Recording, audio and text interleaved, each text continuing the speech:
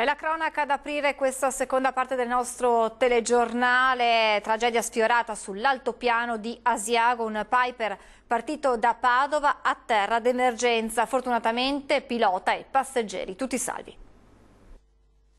Atterraggio d'emergenza per un Piper decollato da Padova. Il pilota, un 60enne di Albignasego, durante le operazioni d'atterraggio si è accorto che non si apriva il carrello e così d'emergenza è riuscito a portare il bimotore nella pista dell'Aeroclub di Asiago. Un'operazione rischiosa che è riuscito a portare a termine senza rimanere ferito. Il pilota è un professionista con parecchie ore di volo alle spalle. Insieme ad un gruppo d'amici era partito per una gita in montagna. La comitiva era decollata dall'aeroporto Allegri di Padova con destinazione Asiago. Il 60enne però si è accorto subito che c'era qualcosa che non funzionava nel carrello e ha iniziato la manovra d'emergenza per la discesa. Appena toccata la pista, l'aereo ha proseguito per oltre 200 metri scivolando sulla pancia. Il velivolo è stato sequestrato. L'ENAV potrebbe aprire un'inchiesta volta ad accertare le cause dell'incidente. Restiamo nel Padovano, ladri in azione a San Giorgio delle Pertiche, pedinati e presi, denunciati per furto, madre e figlio nomadi. Avevano rubato 2 portafogli a dei volontari. Va a rubare in parrocchia insieme al figlio, denunciata a San Giorgio delle Pertiche per furto una coppia di ladri formata da mamma e figlio minorenne. I due erano entrati in patronato e dopo aver rovistato nelle borse di 2 53enni che facevano volontariato sono scappati con i loro portafogli. All'interno c'erano quasi 300 euro. Una delle vittime del furto però si è accorta e ha tentato di bloccare i 2 ladri che stavano salendo in macchina per darsi alla fuga.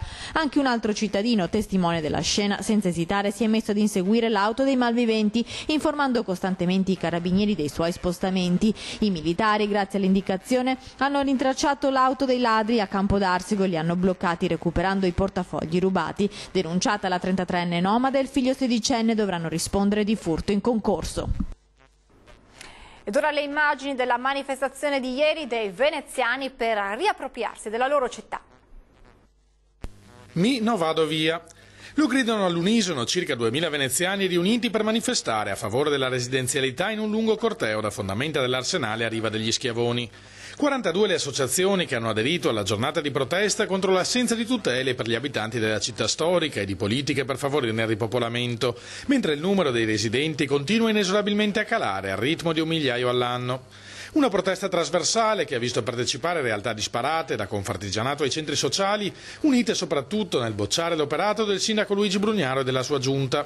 Dei 300 partecipanti al primo flash mob, nota Marco Gasparinetti del gruppo 25 aprile, siamo diventati ormai migliaia a lanciare il nostro messaggio al sindaco accentratore che non ascolta nessuno e si tiene tutte le deleghe. Venezia è anche nostra, di queste decine di gruppi diversi che hanno saputo mettersi insieme per amore della città. Quello che sta succedendo non può più essere ignorato. Ed ora andiamo a Treviso, vi mostriamo le immagini più belle della tradizionale discesa sul Sile, 38 imbarcazioni, migliaia di persone ad assistere alla folcloristica manifestazione in un scenario bellissimo. Vediamo.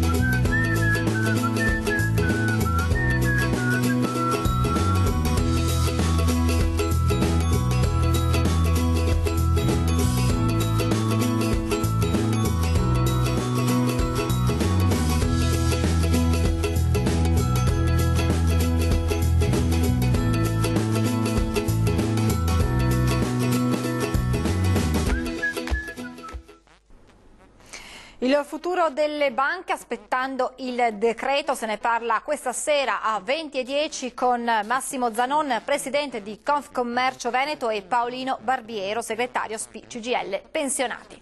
Adesso invece linea alle previsioni meteo per vedere che cosa ci aspetta nelle prossime ore sulle nostre regioni.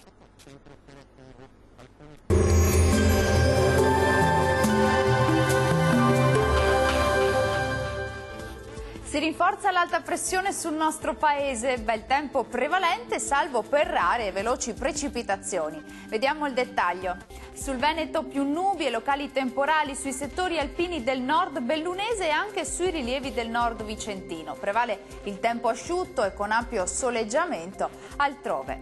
Temperature massime comprese tra i 25 e i 32 gradi, minime sui 13-19 gradi circa. Andiamo ora a vedere che tempo farà sul Friuli Venezia Giulia. Nuvolosità sui settori alpini nord-occidentali dove saranno possibili anche rovesci alternati a schiarite. Tempo asciutto e soleggiato altrove. Temperature massime attese tra i 26 e i 28 gradi, minime sui 15-18 gradi circa. Raggiungiamo infine il Trentino Alto Adige. Locali addensamenti e qualche rovescio sulle Alpi di confine e locali temporali anche sui rilievi nord-orientali del Trentino. Ampio soleggiamento altrove. Temperature massime intorno ai 29-31 gradi, minime sui 12-13 gradi circa. Il mare sarà quasi calmo sulle coste e poco mosso al largo. I venti deboli nord-orientali sulle zone costiere e moderati al largo.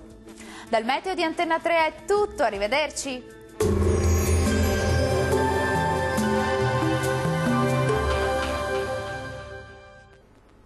Siamo in chiusura, grazie per averci seguito, buon lunedì a tutti, vi ricordo gli appuntamenti con le edizioni serali dei nostri telegiornali a partire dalle 18:30 con l'edizione del Veneto. Arrivederci.